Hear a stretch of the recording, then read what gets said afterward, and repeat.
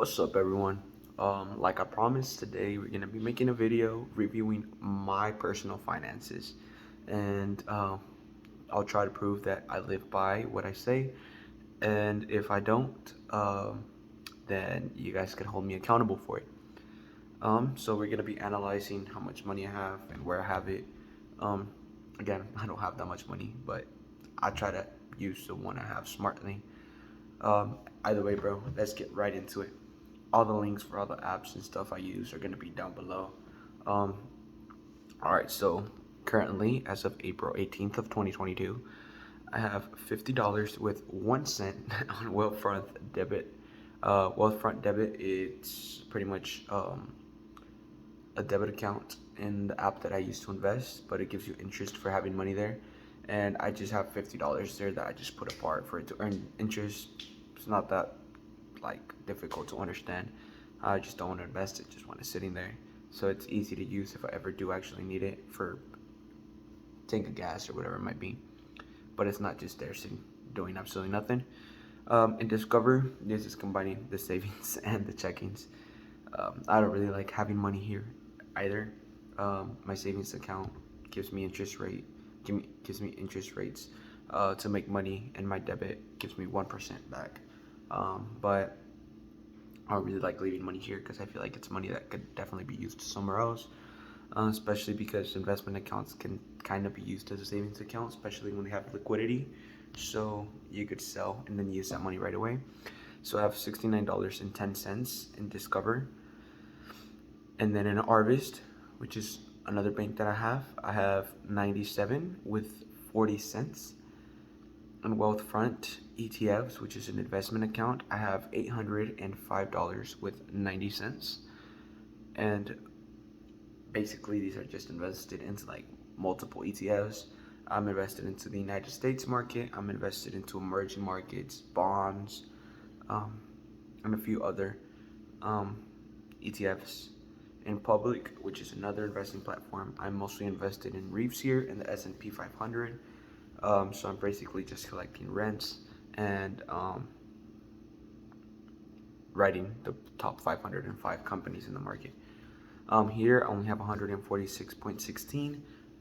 Something I'm trying to do as a quote unquote investor is trying to keep my percentages even in a certain way, the majority just being in ETFs, allocating somewhat to the S&P 500 and some into real estate.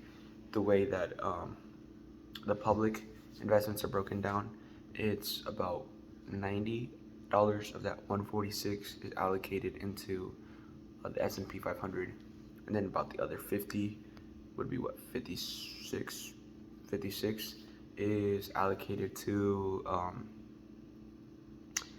multiple reefs, which I think it's two separate reefs um, that I invest in, which reefs are basically like ETFs but with real estate. Actually, not really like ETFs at all. Reefs are basically companies that buy like warehouses and malls and stuff like that with investor money, and then by law they are forced to give back 90% of the profits that they make on rent to the investors and the shareholders. So it's basically like owning a property without having to manage it or anything like that, and you could get started with a lot less than 3% of property value or 10%, depending on where you want to buy the property value. Um, Again, I'm also invested in FTX, which I'll also link down below. I use this mostly to invest in crypto because it's proven, as I stated before in another video, that a 1% portfolio investment in crypto could increase your profits by 50% in a year. Here, I've only invested $58 with 1 cent. So it's not a lot, and these are broken down into two cryptos, which is just Bitcoin and Ethereum.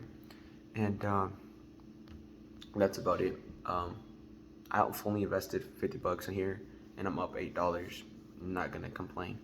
$8 is $8. It could get me almost a Chick-fil-A #2, which is delicious. And then in Cash App, I have $8.83. This is mostly just off the memes. I actually got Cash App $10 in Bitcoin by my favorite QB, Aaron Rodgers, on a giveaway that he did on Instagram. So he's the real GOAT, Go Pack Go. And that one is down by quite a bit because it got invested whenever Bitcoin was like at 60 grand, and I believe now it's around 40 grand. Um, so it's down quite a bit. And I also have $2 allocated to Tesla for the memes, because I got cashed up $2 and I was like, I don't really care about these $2. I'll just put it into Tesla, and if for some reason it blows up and these $2 are worth millions in the future, I'll also be it. And I'm actually up 58 cents in this $2. So um, this brings to a total of $1,235 with 41 cents. However, this is not taking into consideration my credit card, which I still haven't paid off, not because I don't have the money to, but because it's not the time yet. So currently in my credit card, I have a debt of $238 with 16 cents. The majority of this being gas, because gas prices are horrible, and prom related things. So yeah, before my billing arrives, I'll probably have to pay a little bit of that off just to have my utilization percentage go a little bit down, so my credit could grow better and faster.